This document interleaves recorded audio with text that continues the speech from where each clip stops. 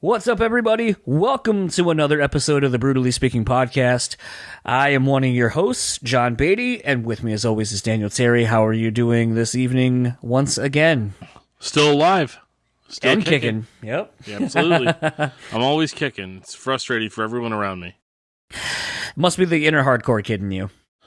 Probably that. This episode's guest is Brubaker, guitarist for August Burns Red. As you heard last week, we did the Justin Foley episode, which was done on the Killswitch Engage August Burns Red Light the Torch tour here in Grand Rapids, Michigan. We were the second date that tour got to play, the third show of the tour that August Burns Red got to play. This actually is pretty interesting. We've had the August Burns Red record, Guardians, for, about a month now, and it's interesting to see how that band is somehow still able to keep pushing the boundaries of what they do. It's clearly an August Burns Red record, but they're still, I think it's probably one of the more aggressive August Burns records I've heard in a long time. Yeah, it definitely goes for the throat. August Burns Red's one of those bands that, like you said, they continuously push themselves, but they're also, they've redefined themselves for the most part. Which is interesting to say for a band that's 12 or 15 years into a career at this point? Yeah, the first time I heard them, they were just like a solid state band. Yes. And to see how much they grew over time. I really dug Thrill Seekers, Thrill Seeker when it came out, but Messengers, when that came out afterwards, it just totally blew it out of the water. And they have continued to kind of try to one-up themselves on every release. Full transparency once again, as I kind of had said to JB, I'm not necessarily the biggest fan of this band, and I appreciate what they do, and the level of playing and musicianship that is in this band is just insane. But, they came at a time where I just kind of harping on this thing again, the last couple episodes. They were just kind of at that time where I was a broke kid living on my own and I couldn't afford to listen to August Burns Red in any capacity, nor go see them. And then they became, the biggest band of this scene for a while, still are. And their fans are fucking rabid. And when starting the podcast, I've had a few opportunities to interview someone from this band over the years, and I'm always like, nope, that band means too much to too many people. I don't want to fuck that up. Yeah, dude, absolutely. And it's terrifying. And that's one of those interviews where holy shit, this beer is so good. Sorry. It's so scary. That's on brand. It's fine. Wow, that is so good. What are you drinking? I didn't realize this part of the name was in the beer. This is my last of the Rochester Mills Beer Company milkshake stout series from the holidays. The last one I had, I thought it was just an Imperial chocolate milkshake stout. What I didn't see when I grabbed it is it's an Imperial chocolate cheesecake milkshake stout. Okay, and that's different. Holy shit, is that cheesecake flavor on the back end really prominent? And as you heard my honest reaction to drinking the first sip of it in real time, holy shit, this is really good. Holy shit. I'm actually going to go let my wife have a sip of this, so hold on. That's how good it is. I'm stopping the podcast to go let my wife have a sip of this. It's all right. I'll wait. You can keep going. I'm not going to keep going. And? She goes, that's so good. Perfect. Yes. Sorry. Anyway, I can't run my space dust upstairs. That wouldn't go over well. It's always funny. I am pretty adventurous with my drinking, and so sometimes when I get these beers, my wife will be like, "Oh, that's really good. Oh my god, that's so good," or and makes the most puckery face ever about how bad something is. So, I don't know what the distribution reach is for Rochester Mills. I don't know if this is only available in the holiday pack.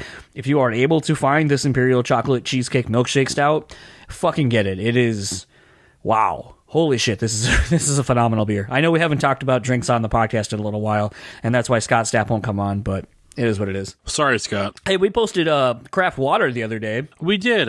Scott Stapp should have jumped on that. We'd have been like, dude, let's talk about it. Can we talk about the time you went crazy? with arms wide open. I'll talk about, whatever we want to talk about. Yeah, I mean, Scott Stapp.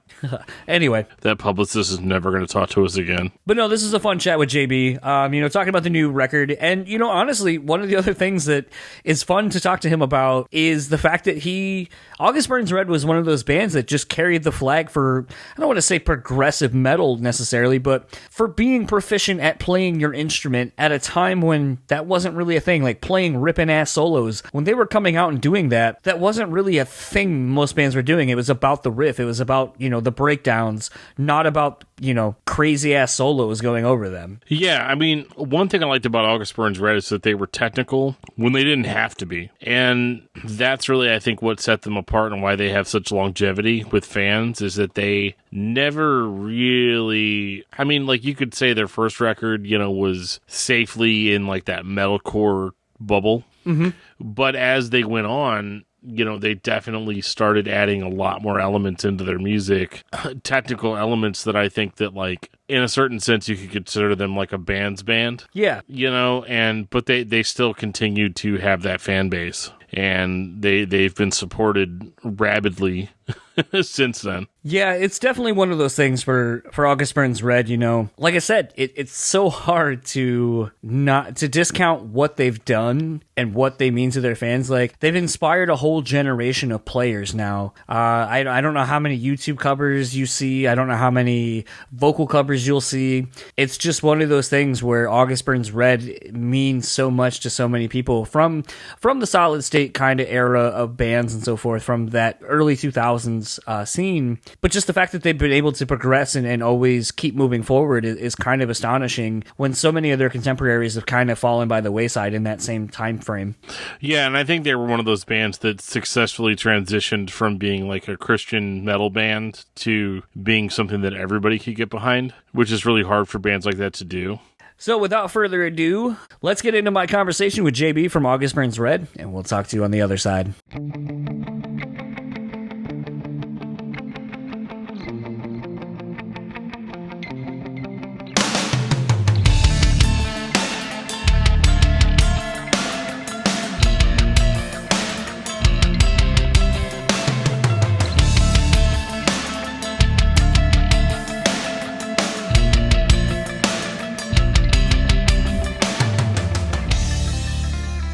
Check my levels, make sure everything's good to go. There we go. So I sitting here in the Vanguard Lounge at the 20 Monroe Live here in Grand Rapids, Michigan with JB Brubaker. I was actually wondering, how many people mess up your last name? It's been messed up. Not that often. I mean, it's not too tricky, but I've gotten, Brubaker, that kind of thing. That's the most common erroneous pronunciation. It was funny because when I was writing it down, I was like, I bet there are people over the years that have messed up your last name, and I bet there's some pretty funny ones, because, like, my last name's Beatty, and it's not that hard. Like, it pretty much looks exactly how it sounds. Right. And I've heard, like, every different iteration of how you can mess it up possible, like extra syllables, extra vowels, and you're like, that's not even in there. Right. So I figured with it being JB Brubaker, I was like, oh, it's a lot of interesting syllables there in a row that I could see people messing that up. Yes. Definitely a name that I have to spell over the phone to anyone I'm giving it to. That's terrible. It's all good. It's on Wikipedia. Right. But sitting here with JB of August Burns Red, whose latest album, Guardians, comes out April 3rd via Fearless Records. So your band is interesting to me in the sense that your fans are so diehard. And so as someone who does long-form interviews and long-form conversations with people, your band has always intimidated me because it's like Periphery. I got to talk to Spencer from Periphery, and I know how much that band means to their fans, like incessantly so, that it freaks me out that I'm going to miss something that someone will have wanted me to ask you. Oh. And so I always get so overly worried when talking to a band with fans like that I know are going to listen to this. But what's interesting to me in looking at your catalog is, Guardians isn't out right now for anyone who is listening as of when we're doing this, but I've already heard it. I've had the record for about a week or so. Yeah. And something that amazes me about you guys is the fact that you're able to just constantly one-up yourself when it doesn't seem possible. And the thing that was interesting about Guardians to me is I feel like there's nothing so drastically like, I can't believe this is August Burns Red, but that you're still, 15 years into a career at this point? 17 now. Okay. God. But that you're still doing stuff like, and forgive me because on the promo copy, when I play it in my car, it doesn't pull up song titles and stuff, so I don't remember song titles. That's fine. I think it's like the last song or the second to last song. It's very epic. It's got a lot of like textures and a lot of layering going on. Last song, I imagine. Three Fountains is the title. And, a song like that, it stood out to me because it didn't sound like anything I've ever heard you guys do. And it makes me excited to hear a band almost 2 decades into a career still pushing the envelope of what they are and who they can be. What has the process been? What is the catalyst for this record specifically that has allowed you to kind of grow a little bit more than before? Well, first of all, thank you for saying nice things about the record, because we haven't heard a lot of feedback from people. A lot of people haven't heard it yet, so it's nice to hear nice things said about it, because we definitely put a lot of time and effort into it. Guardians is a record that sort of has it's like a melting pot of a lot of what we've done over our career. I'm going to go off on a little bit of a tangent. I'm sorry. That's what podcasts are for, man. Go ahead. I'm going to cut Thrill Seeker out of this conversation because there was a different lineup and our band sounded different on that record, in my opinion. But basically we have like these eras of the band, and I think Messengers, Constellations, and Leveler was sort of like this one era of August Burns Red when we were like, the sound was just very heavy and driven on like being a fast, heavy metalcore band. There wasn't as much experimentation. And then we put out a Christmas record called Sled and Hill in 2012. And that was kind of a turning point for the band because we discovered additional instrumentation, doing a lot of clean guitar sections and trying a lot of outside the box kind of stuff for metal. And that opened up a whole new world for us, which I think the 3 records that followed that, Rescue and Restore, Found in Faraway Places, and Phantom Anthem, I think of that as like a second era of August Burns Red, where we were just being more creative, in my opinion. And I know not all of our fans prefer that newer sound. I know people like the straightforward, heavy stuff. And now we're on to Guardians, and I think Guardians has this melting of both of those eras, like we've never done before. There's a lot. I think it's like the heaviest thing we've done in probably 10 years. But then, like you were saying about that song Three Fountains, there's elements that are, again, pushing us a little bit further in new directions as far as creativity and textures and things like that go. And then, of course, I think that Guardians is the most like concise songwriting we've ever done on any of our records. The songs are more cohesive. There's choruses and songs, and it's, in my opinion, the easiest record to get upon first hearing it, which is new for us as well. There was a time, do you remember that, actually this would have been a MySpace thing. We had, back in the day when we had a MySpace. Didn't everybody? Yes. Who was in your top 8? Of course. It was like whoever we were on tour with at that time. Very diplomatic of you. Yeah. Evergreen Terrace was one of our top 8 always back then. They were our boys. But anyways, I remember we were really proud that we didn't play choruses and weren't that kind of band. And, you could put like a little quote underneath your name. And ours was, "We don't play choruses." Like, we were so cool for that. And that was like this thing we were like really proud of. But now here we are in 2020 and yeah. Struggle with that for a second. Right.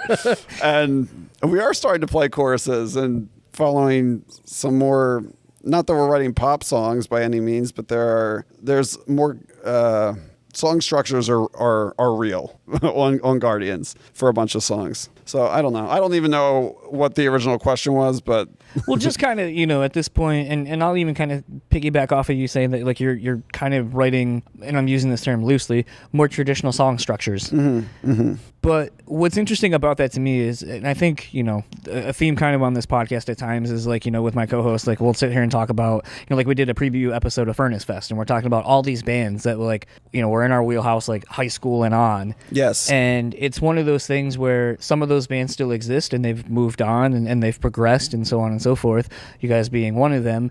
And it's a thing where, yeah, sometimes like being overly aggressive just for the sake of being aggressive is great, but it has a time and place. And as you get older, there kind of becomes more nuanced or focused aggression. And sometimes like a band that I love and I think is a great example of kind of evolving and as you get older that starts making a lot more sense is a band like Misery Signals. Mm-hmm. Sometimes their pretty and clean parts are more devastating because of just the skull crushing things that are around it, that it's almost like you have this brevity to really look around and go like, holy shit, that was like really intense. Yep. And now I have a moment of clarity to kind of think about things, especially lyrics, which are an important part of your band as well. Sure. And so it kind of allows you to just kind of take everything in. And I think that's something that about August Burns Red that has kind of always gravitated me toward it, is that there's the very intricate playing, but there's also a very profound message usually behind everything. Nothing is just put there as a placeholder just to be like, it's good enough. It's always like you can tell there was a lot of thought and focus put into putting the best thing forward. And again, that's what kind of freaks me out about talking to some of these bands that I know are so dedicated to their craft, is it's like your fan base is equally as such because they've dissected everything, every little nuance and minutia in your music. And so that's why like I'm kind of excited that no one's heard Guardians yet, so I can talk a little bit about it where no one will have like to be like, well, you didn't ask this about Guardians. And be like, well, you also didn't get to hear it when I was doing this, so you have no saying either. Yeah, I wouldn't worry about that. It's funny you say that about the fans being super on top of stuff, though, because there are fans who, if I have a question, I can ask them and know that they will know the answer. Like to things that even I don't have straight. Like, how many different variants of vinyl do we have for Leveler? Like that kind of stuff. I can't keep all that stuff straight, but I know that there's a lot of people who... Plus the approved and unapproved test presses. Exactly. Yeah. I mean, and I think it's cool that there's like... quote unquote authorities on August Burns Red outside of the band.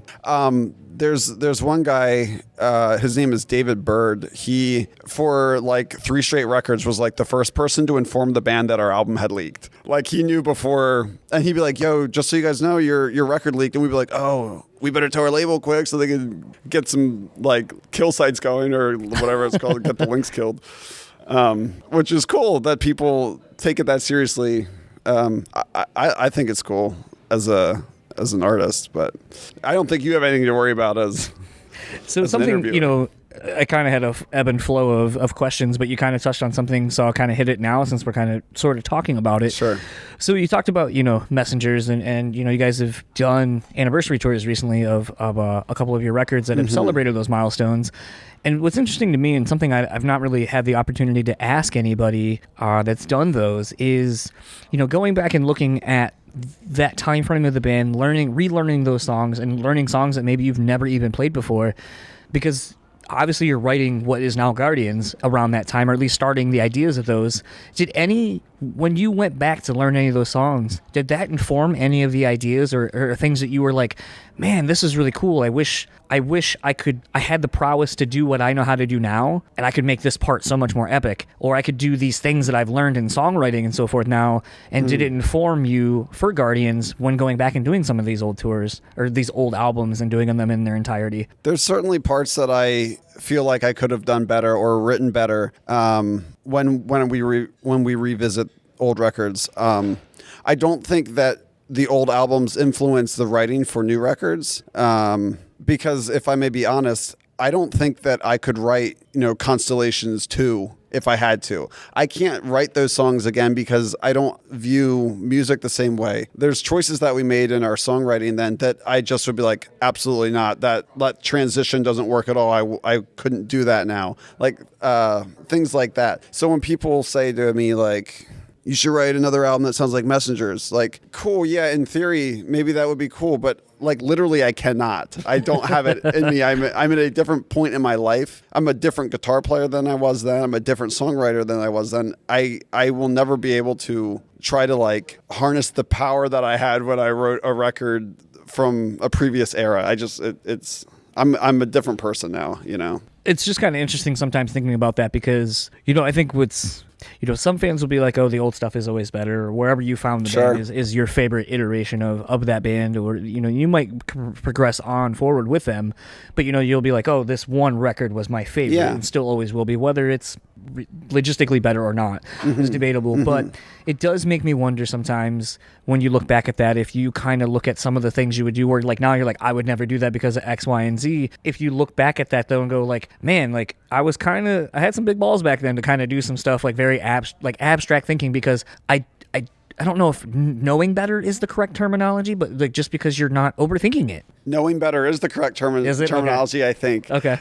In my opinion, I really just didn't know better, or like what I was into at the time musically, or maybe just what people were doing in general during a certain era of the genre. I mean, there's definitely trends that bands follow. And I like to think that August Burns Red has done their best to avoid following trends, because I know how fleeting that stuff can be. And I think that's one of the reasons that we've had a longer career than a lot of bands have lasted in the metalcore world.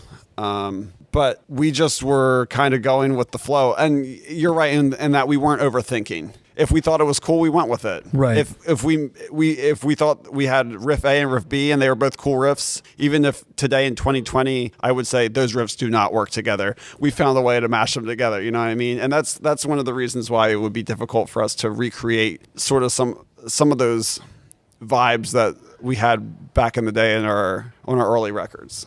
Something, and I know this is a thing you don't think of as a creative, but it's something in thinking about it from my perspective and knowing I was going to be talking to you. So, the last 2 records you put out have been Grammy nominated. When putting out something, especially it's more to the fact that the last 2 records have been Grammy nominated. So you're like, wow, like we did it one time and that's amazing. Then you do the next record and you're like, we're up for another Grammy nod. Like, wow, okay. I don't want to say, does that inform you of your writing? Because obviously it doesn't, because typically no one creates anything for the accolades. You create something because it comes out of you.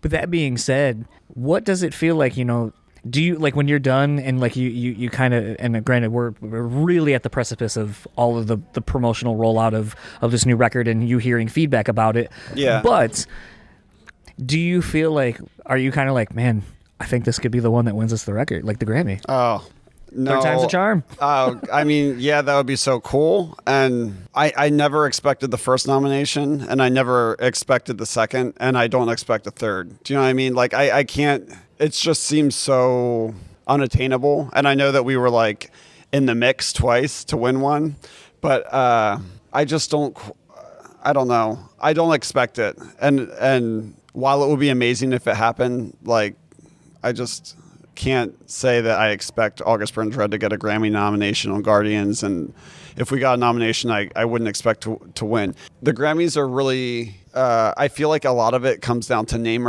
recognition. But you're now in that category now with 2 noms on the last 2 records. You're in the eye of the public, like, or the Academy knows who we are now, which is cool. Yeah. So I guess our chances are better than ever now that we've been a part of it twice. But again, like, I'm not superstitious. I'm not trying to jinx it or anything. I just don't ever want to assume that we deserve a nomination or even still an award. But yeah, that'd be amazing. And I hope we win and I hope we get nominated and all that. But I don't expect it. It was just one of those things that it's, metal and rock are kind of treated as like bastard children of the music industry. Mm-hmm. They don't even televise the event or when those awards go up and so forth. Right. But, it is one of those things where, like I said, I think you've got to be on the radar now. I mean, the last 2 records, like, I think when you put out Guardians, I think more people are in the Recording Academy or whoever votes on it are probably going to take a little bit more notice. I think you've earned the clout to be one of those bands that they look at. I mean, if we're going based on, all of the things that are what a good record should be warranted off of based for a Grammy, which is, sounds great, the lineage of a band, so on and so forth. Like, it's not like it's a new rock or new metal category, but still, kind of shifting off that though. I mean, I was thinking back to when you guys came out in the early 2000s and thinking about where guitar playing was back then. And I mean, we're not quite in the throes of new metal, but like, it's still happening. Oh, new metal's like back around, I feel. Yeah, it is. No, it totally is. I've had a couple of conversations with bands that are in that like resurgence scene. Yes. And it's, as a almost 36-year-old man, I feel very kind of weird about it. But, I was kind of thinking, you guys were sort of at the forefront of the lead guitar player coming back, really. Because, I mean, there was the era of, like, new hardcore and metalcore. Yes. But it was more, a lot of, like, time signature stuff. Not necessarily leads. People were kind of, the most you would get is sort of like, I'm thinking sort of like Killswitch on End of Heartsick, where it's like more twin style leads, like kind of Thin Lizzy-esque, but they're not leads in the traditional sense. Yeah. And you guys were you guys in, like, I want to say like As Lay Dying and a few others were kind of the ones that were like, yeah, no, we have lead guitar players and they're going to rip solos. And like, this is a spot specifically designated for a solo. Yeah. And I kind of wanted to talk to you about that era, because I think that's kind of interesting, because now we're in an era where being able to proficiently play your instrument is making a huge resurgence. I mean, you see bands like Animals as Leaders, Periphery, bands like that. It's like you're seeing people wanting to learn how to play their instrument and be recognized as being good at it. Right. And it makes me feel so inferior. I gotta say, I just scroll my Instagram Explorer and all these people who are unknown, really, and they're just absolute monsters on guitar, and I'm like, oh my god, what am I doing? Well, that doesn't make you wonder, can they write a song? Because it's easy to learn how to play something. Yeah, you're right. There and there's a lot of the guitar legends, like your Steve Vais and stuff, who I could sit there and watch videos of them play, but I'm not going to put their record on and listen to the songs. I don't want to listen to them in my car. Right. So, I guess going back to what you're saying about back when we were starting out, there definitely weren't in the metalcore world. It was sort of all about the breakdown when we started, and not to say that that's still not super crucial in the genre, but that was what drew me in. And I started as a punk kid and got into hardcore and then got into metalcore, and it was all about moshing and the huge circles of people spin kicking and all that. Those were my favorite parts of the songs, were the breakdowns and not the leads. But then I got into Between the Buried and Me. Right. And all of a sudden I was like, oh my God, these guys rip, and this music's so technical, but there's still the heavy parts, they still have the breakdowns. And that sort of opened up a whole new world for me on how I approached songwriting. And I always admired their no rules approach to music. Yeah. Anything goes. And the longer I played music, the more I sort of adopted that style of writing, I guess. But I don't know, I lost my train of thought now. They opened up a whole new world, I guess, with regards to shredding and stuff. And then we went out on tour with bands like Unearth and Darkest Hour and As Lay Dying, and they had these shredder guitar players. And I was the annoying kid in the first of four on the package, and I'd be in the dressing room hey, can you show me how to play the lead from this song? And have my little practice amp. And I remember bothering Chris Norris when he was in Darkest Hour and making him tab out solos for me so I could try to learn them. And Nick Hippa from As Lay Dying, I bothered him a lot, making him teach me As Lay Dying songs and riffs and stuff. And that certainly had an influence on me going forward as a songwriter. And as even on Phantom Anthem, our record before Guardians, I hit up Nick and was like, dude, I'm so stuck on this section I'm trying to write a solo for. You have any tips on how to get over the hump when you ever get stuck on a solo? What can you tell me? And I don't know. There's a lot of people I look up to who have shaped me as a lead guitar player. And I guess that sort of started around 2006, 2007 and evolved from there.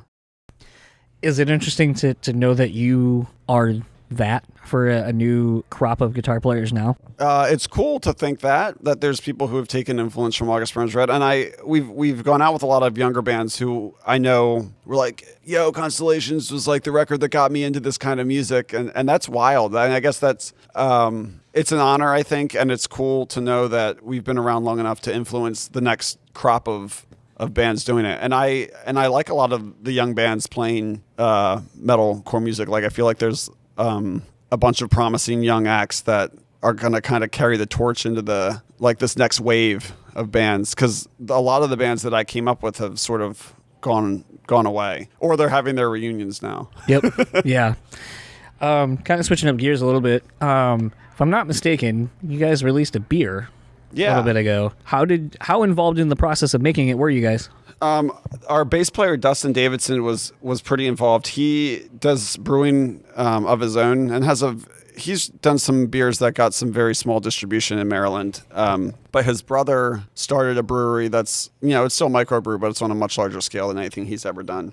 And his brother's brewery called Elder Pine collaborated with us in quotes with Dustin to make a couple beers to celebrate the anniversary of Constellations. And they also are doing a beer that will come out around the release of Guardians, which I just saw the labels for, and they look really cool. This is a funny question for me to answer because I'm not a beer guy at all. My beer's Corona with lime. You know, like I drink like the lowest common denominator beers, like the lagers, Well, I mean, the it's Bud easy, Lights of the easy world. and consistent to find when you're on the road. But, I mean, Right. you're here in Grand Rapids, which, I mean, is sort of beer city. Founders right across the street. Founders are right across the street, right, but literally behind your back is another brewery. Yeah. You know, the venue is attached to another brewery. So I mean, like, you're within 100 yards of Right. like 3 pretty decent sized breweries, and one of them is international. Sure. So, I mean, beer city. So I mean, it was like one of those things when I remember seeing that, I was like, it's kind of a fun question because it seems to be a new trend that we're seeing bands do, and it's another avenue to kind of express the band in a different format. And I mean, sometimes, you know, I like to ask when I know Killswitch now has had a beer, but like, you know, at one point I probably would have asked them like, what does a Killswitch beer taste like? What does August Burns Red in a beer or something? What does that taste like to you? What do you think? So like, you know, if you were more involved in and you would probably just say Corona with a lime, but what do you think Guardians would be in a beer format? Well, I can tell you what style the Guardians beer is. It's a stout, and it's a pretty. I believe it's a pretty high gravity beer. I forget what the ABV on it was, but it's definitely like much higher than what I'm used to drinking. So it's a one and done for you. I don't even think I would get through one. Oh. That's like my least favorite style of beer, which is a shame, but I know people love it. I think that the thing that I think is the coolest about the beer is that people like collect the cans and stuff. And I did as well. I have 3 of the August Burns Red beers unopened, like on display on a shelf in my office because I think they look cool. Yeah, I did the same with my E-Tid and Deftones beers. I haven't opened any They're of them. collector's pieces, really. And for people who like to drink them, then great. That's awesome, too. We made a special beer. It was called the Meridian IPA. It was another beer around Constellations that we released for a Christmas festival we started last year called Christmas Burns Red. Yeah. And I think we went through like 5,000 cans that weekend, which was cool. It sounds like a lot of beer to me. No, it is. I mean, E-Tid does the same thing at their Christmas show. Yeah. I was actually talking to, and sorry to cut you off, I was talking to Toby from Emory. And Love that dude. He was talking about wanting to do a beer. Somehow we got to talk about beer because I've had him do some of their podcasts and acoustic shows in my basement. And he was like, yeah, we want to figure it out, but we just don't know like the distribution, like how that works. And I was like, do what most bands do. You have it wherever a show is going to be. So if it's going to be out in like Seattle where Matt is and all that, find a local brewery, do something. Yes. It's only available there. You can purchase it at the show and then do exactly what everybody else does. Rely on your fans to sell it online. So that way you are not legally liable for selling across the state lines and all that. And he goes, it's actually a really good idea. And They can trade it. Yeah. And I was like, that's exactly what it is. I mean, you're not supposed to technically trade beer across state lines and so forth, but I will tell you the Deftones beer is not available here, and I have every single one of them. That's true. I know a lot of people were sending 4-packs of our beer around to different people around the country. A lot of fans were distributing it for us. Yeah. Yeah. So that's how you get around that legal loophole. That's cool. So I know it's seemingly, because I was talking with Amy and I was like, oh, what's something fun that, you know, can kind of wrap up the conversation with that's more fun. And she was like, oh, JB's, you know, big into sports. I am. So I assume with you being in Maryland, I'm from Delaware originally. So okay. Assume you're an Eagles fan. Oh, yes. It's either going to be Eagles, Redskins. I'm Philly everything. Okay. So, yeah, that wasn't about an hour away from where I was. But, yeah, how did you feel about Andy Reid finally winning one? I loved it. I was rooting for the Chiefs. Giving him so much shit the week leading up to the Super Bowl. Like, oh, he's going to ruin it. He has room to tank. Oh, he's a great coach. He just hadn't quite gotten it done. And, you know, you can only do so much as a coach. It's not everything fault. You can only do so much. And I thought that it was cool how the whole city of Philadelphia rallied behind Andy Reid. And he's a legend for Philly sports fans. So I was really happy to see him and the Chiefs win the Super Bowl. And a little side note, the company that prints our merch, they're called Scene Merchandise. They're out of Kansas City. And we've been with them since it's two brothers that started it when they were printing on like manual press in their garage as when they were young, and they've turned into this much larger operation. And they actually got a contract with the NFL to print like Chiefs Super Bowl champion shirts, and they had to print 38,000 shirts in 24 hours when the Chiefs won. And I remember like texting RL, the owner of the company, like, dude, congrats so much. Good luck, because I know you're about to just like be in over your head and not sleep for a while. But I thought that was cool just it's like the trickle down of how a championship it affects so many people in different ways. It was kind of interesting because, like, I mean, the Lions, I'm not really necessarily a fan of anything. I just, at the pro level, I like just watching football. Yeah. So it makes it more fun because then I'm not like, I mean, it's easier to follow the Lions, even though it's depressing as shit. Yeah, that's a tough. And I remember, like, speaking of the Eagles, I remember growing up in Delaware really loving Rodney Peete because he used to play for the Lions. And I was like, oh, Rodney Peete. And then he sucked. Like, he was good, and then he wasn't. Same with, like, I have memories of going to Phillies games and seeing John Kruk and, like, was it Andy Dalton? John Dalton? Darren Dalton. Darren Dalton. Yeah. So long ago. So many, like, now I'm a Braves fan. So, like, Darren Dalton died. Yeah, that's right. He did. Crazy. There's so many, like, players from that era. Like, I hated with a passion Kenny Lofton from the Indians as a Braves fan. And then we got him from 1 year, and I was like, I don't like you. You're on our team, and I know you're good, but I hate you. And then he went right back to the Indians. Was like, yeah, I knew I hated you. Yeah.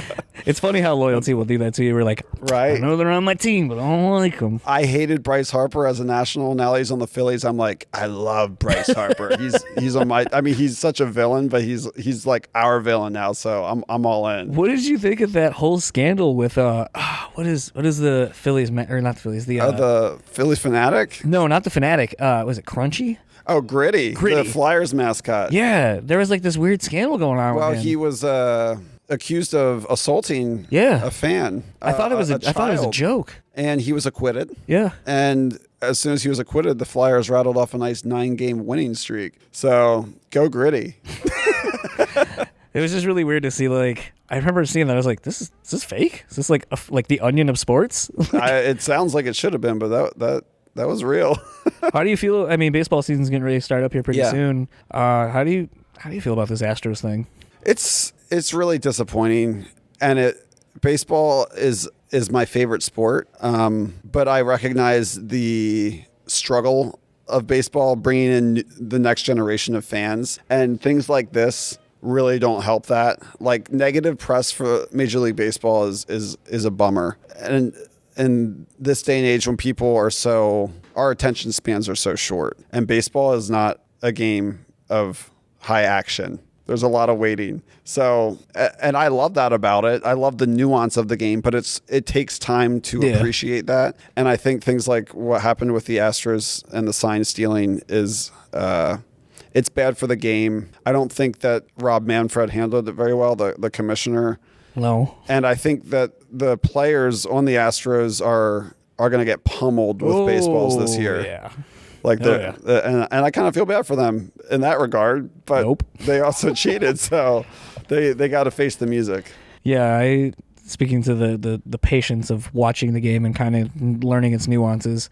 I remember going to Wrigley for the first time 2 years ago with my wife to go see a Braves game because it's as close as they come to us. Yeah. And first pitch, first at bat, Ozzy Albies just crushes a home run over a left field wall, and then the Braves went up like 5-0 in the third inning, and it was like snowing and like sleeting. Oh, that sounds like a miserable. And like the people I was with didn't really like baseball. It was the thing to appease me because I was like, I want to go to this game. Yeah. And so we did, and I was like, we're up like 6-0 third inning. I was like, we're good. We go to a couple of bars, we go do some other stuff, and then as you know, I'm wearing my Deion Sanders like 95 World Series jersey, and people were like, hey man, great game, and I'm like, wow, Chicago fans are pretty cool. What I guess I didn't see is somehow the Cubs came back and won 12-10 or 11-10. Oh, jeez. And I was like, oh. You're trolling me. Yeah, well, yeah, and then and then when that realization came, I was like, fucking Cubs. You're right. Like, these people are just being dicks to me. I didn't know that, and I was like, Sports yeah, high fives. Yeah, because like they're high fiving me and stuff. I was like, oh man, gracious losers. There's not a lot of those out there in the sports world. I should have known. Yeah, that's great. That was the thing where I was like, ah, damn. That's like I was actually. Someone was just down in Philly recently, and they're like, "Do you know that there's not even the Rocky statue at the top of these steps?" And it's like, that moved like before I even left in like 95, 96. It went to the Spectrum. Like, yeah, that hasn't been there in forever. But it's still funny to see, like, there's certain East Coast things like that I find funny that people just assume are a certain way. Yeah. Like, the Rocky statue. It's like, yeah, that hasn't been there in forever. Like, right. That's just the steps now. Yeah, it's just the steps. And then, you know, like I was telling someone the other day, I just heard Friendlies went under. Really? I did not know that. I was talking with Tyler Joel from Killswitch's brother, and he was like, I sent him a thing of like Friendlies, because like I always make the comment that like anything out from the East Coast that I miss, when it gets out here, it's like a bastard version of what. Oh, really? So it'll be like Hearst potato chips. I love Hearst potato chips, and granted you can get them online now, but it's not the same as going to a store and just getting them. The flavors out here are like ketchup. And weird. like barbecue sauce or something, and you're like, who eats that? Yeah. Like, give me the sour cream. Give me, I mean, Sour cream and onion for the win, dude. Yeah, and it's like, or even the barbecue or whatever. But I it's used to tour the Hearst factory as a kid. Oh, really? Yeah, I get the warm chips right off the conveyor belt. But I remember, funny story real quick, and I know I probably gotta let you go here. You're fine. But I booked a show for Fred from Taking Back Sunday after he had left the band in Terrible Things, and he was like, he called me one night like a week before the show, just asked me like specifics and stuff, and then just talking about tour stories and so forth. And then I thought my phone died, but it was his, and then my wife and I wanted to go have dinner, and then like he's texting me throughout the dinner, and I'm just like, yep. And then as I just progressively kept drinking that night, I was like, hey man, can you bring me like Hearst potato chips? And then he shows up and he's like, hey man, I got these for you. And I was like, oh my God. And I was like, I'm the asshole who got drunk and asked Fred from Taking Back Sunday to bring me Hearst potato And chips. he followed through. What a nice guy. But he did, and that speaks to how nice cool. of a dude he is, though. Yeah. But no, I sent a text to Tyler, and I was like, oh, look at this like shitty Friendlies cake that we have out here. It's like the only Friendlies thing I have. Or you get those like stupidly tiny, like one single like spoonful thing of ice cream for like $1. Yeah. And like that's it. That's all we have out here. And I was talking about how like I miss going to Friendlies to get the upside down clown sundae. They had the best sundaes. Yeah. And he's like, oh, they went under. And I'm like, what? You know, I didn't even know that. There's a Friendlies in the town that I live in that I obviously am not frequenting often because I don't know if it's still. You're the reason it's going to go under. Yeah, but I should see if they're still. If that one's still functioning. I guess it's probably not. If the franchise. Yeah, I don't know. I don't know if it's going to be like a Ponderosa or whatever, where you have random ones that are independently owned that weather the storm, and then no Wawas too. That's like the last thing everyone, because I have a. I see your Wawa tattoo. And yeah. Actually, I think it was Dusty from BT Bam at a show. He was like settling out a tab or something. Venue's getting like they're kicking everyone out, and he just goes, because he was on the phone. He's like, like hold on, and then like I'm getting kicked out, and like Dusty was like. He's with me. He's with me real quick. And then I'm just like standing there at the bar, and I'm like, and then he finally gets out. He's like, man, I love your tattoo. Can I take a photo of it? I got to send it to this friend, blah, blah, blah. Oh, I'm like, that's so good. Okay, yeah. But it's funny because like a lot of people, because there's a Wawa Canada. I don't know if you've ever been through it or gone to it. I have not. Apparently there's nothing there to do other than ice fish, and that's it. Okay. Sure. But old people love coming up to me getting real stoked, and they're like, is that a Wawa Canada tattoo? Like, do you vacation there? Yeah, yeah. And like, I guess the thing is like, it's a goose too that is the whatever. And I'm like, I guess no. that makes sense with their logo. Yeah, well, that's the thing. And as I learned, but like they get real excited, and then I go, no. And they're like, what is it? I'm like, it's a gas station convenience store back east where I'm from. They make good made-to-order sandwiches. Yeah, and then they just look at me like I'm the idiot all of a sudden. I'm like, you're the one who came up and asked if I got a tattoo based on a place in Canada. Right. Like, who's more dumb here in this situation? But so ridiculous. And then like now the fun thing, like the debate, obviously Sheetz or Wawa. I think if I have to be honest, I think the only reason people like Sheetz is because of the boom boom sauce. If I have to be completely honest. I like Sheetz, and it's more popular in our area. There's a bunch of Sheetz in Lancaster, Pennsylvania. Yeah. They're very similar to me, but I will say that I think Wawa has higher quality gasoline. I feel like I get worse gas mileage on Sheetz gas. Oh, that's the Sheetz. Yeah. Well, what does obviously I would assume the new record coming out in about what are we like 3 weeks now? Yeah, 3 weeks away. Finally, dude. Oh my God, it feels. Here's like a fun question, because I don't think a lot of people know this, and I've been kind of being more of a dick about bringing it up on podcasts. Yeah. How long has this record been done? It's been done since November, like completely mixed and mastered and ready to go. And the reason that we needed so much lead time now is because vinyl production takes forever. Exactly. Yeah. Well, I was going to say, I think because like I'm sitting on an episode with Lauren from Sharptooth, because I thought, based on the fact that they dropped I think 2 new songs at the time we did the conversation, I thought the new record was coming. Yes. I did that in like maybe the end of December, and here we are middle of March and nothing, not even a potential for a release date. Oh, wow. So it's like, I don't think people understand that by the time you're doing press for a record, you're potentially already writing new material. Right. Because that's just how it works to be in a band now. Like, where it's like, you're so far behind by the time you're excited about the new thing, or everyone else is excited about the new thing, you're already done. You're on to the next one. You're on to the next one. I listen to our records a lot when they're done. I'm very excited about them. And by the time they usually hit, I'm like, it's exactly what, like you just said. I'm like, okay, cool. Like I've had my fill. I'm ready to like start getting creative on whatever comes next. We started recording this record in April, and we did it in 2 different stints. So we weren't recording from April to the end of September, but we did like a month in April and then did 5 weeks at the end of August into September. So it was done a long time ago, you know? Yeah, we're ready to get it out there. So I'm glad it's finally on the horizon, because it's been a long wait. Where can everyone find you and the band online? We're on the Instagram at August Burns Red, Twitter at August Burns Red. I'm on Twitter at JB Brubaker, and my Instagram handle is at JB Burns Red. We're on Facebook, blah, blah, blah. All the usual places. I don't think we're too difficult to find if you want to search for us. Awesome. And thank you very much for taking the time. Thank you for having me on, man. Yeah, I appreciate it. Yeah.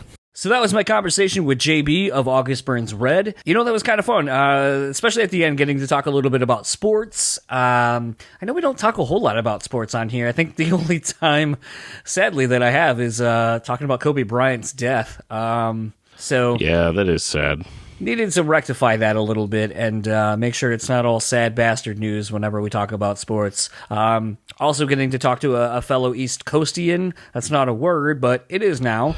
That's not a word, dude. But it was kind of funny, actually, too, getting to do this. I've kind of been on my bullshit about my East Coast words that sometimes will come out. As you heard in the episode about COVID-19 virus, you know, Amy and I were talking because I was, full transparency, watching Jersey Shore with my wife, because that's a show that we watched and have been watching ever since we've been together. And so it was one of those things where I told Amy that I had to postpone for a hot second just to watch that with her, and was talking about how sometimes I'll watch that show and in general, like, East Coast things will come back to me. And in that episode with Amy, you hear me say fog. And I was like, that's one of the other East Coast words that I still retain my enunciation on is like fog and asshole and stuff like that. So apparently it's something that, like, the middle vowel the middle part of the word is a vowel, and that's when it comes out.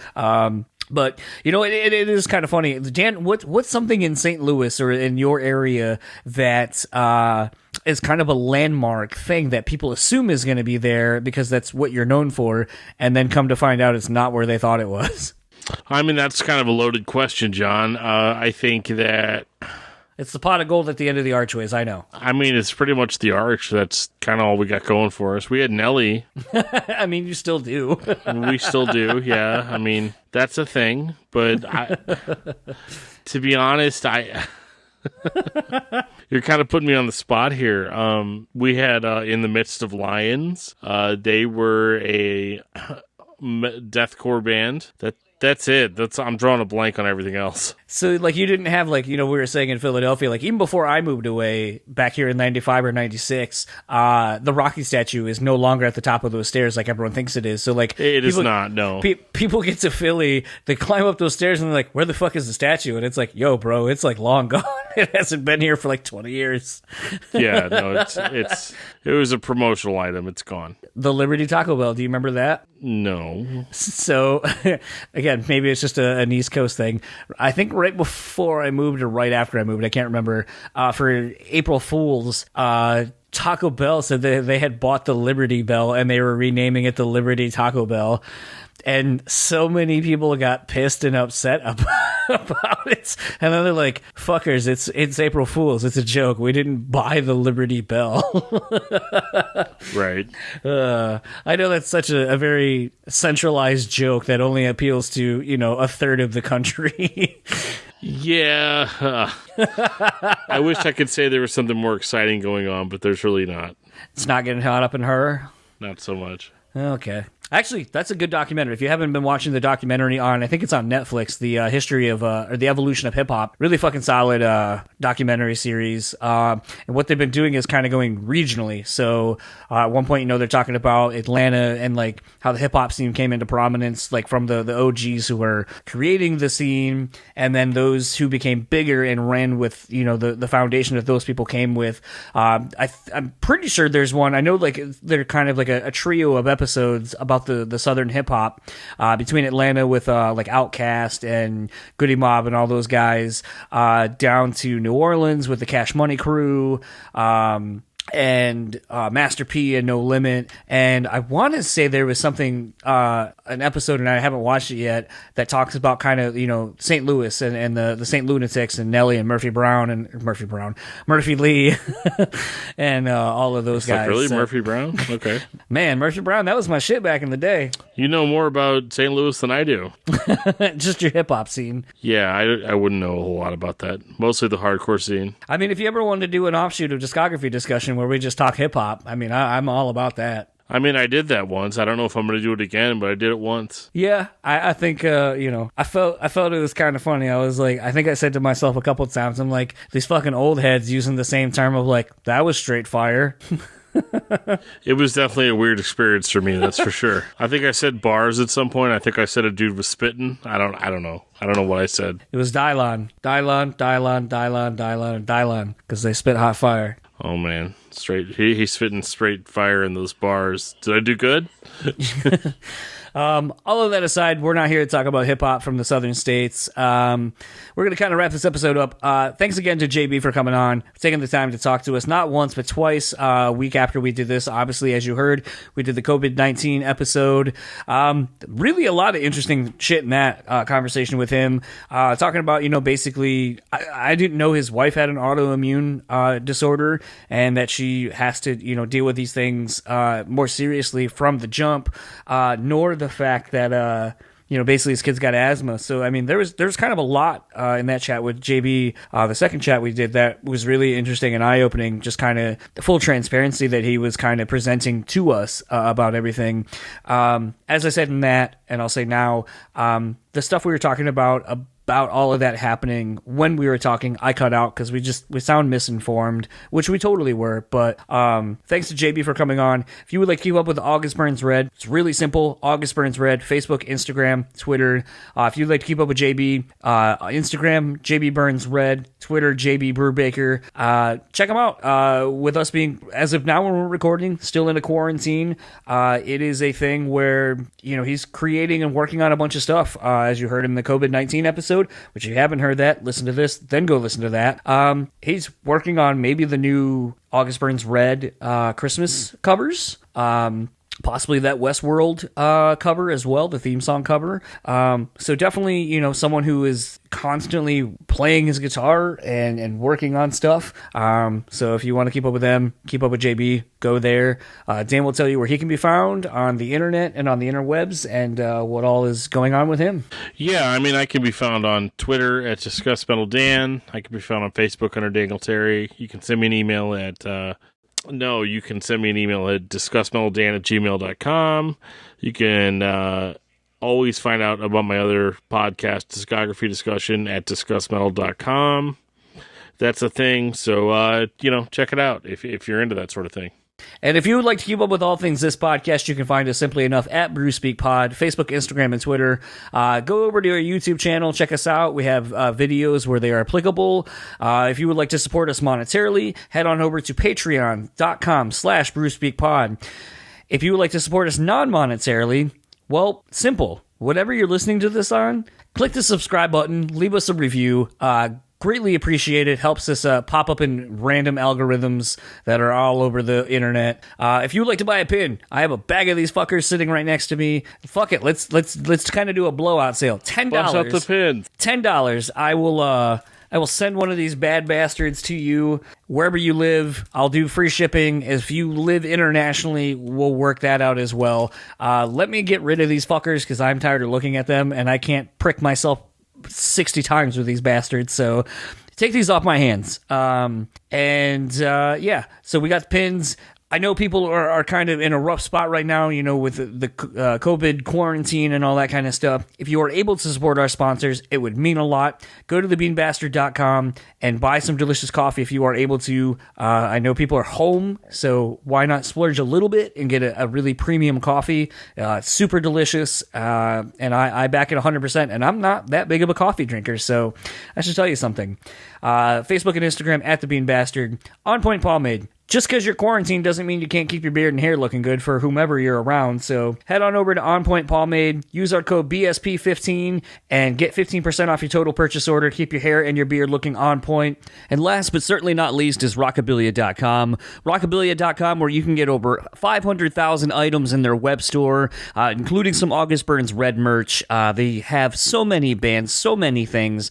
We have said it so many times. If there is something you are into, a band that you have heard on this podcast, chances are they are going to have some awesome swag over there, and you never have to worry about the quality of the products because you know it's 100% guaranteed. The money actually goes back to the bands. It's not going to be some knockoff shit like you find on eBay, like you find on some of these bootleg-ass places. So Rockabilia.com for all of your band t-shirt, band apparel needs, they got you. So if you're able to support any of our sponsors, please do, as they are supporting us, so we want to make sure you're supporting them in these times if you are able to. So thank you to all of our sponsors. And for the BREWtally Speaking Podcast, I am John. And I am Dan. And we will talk to you all next time.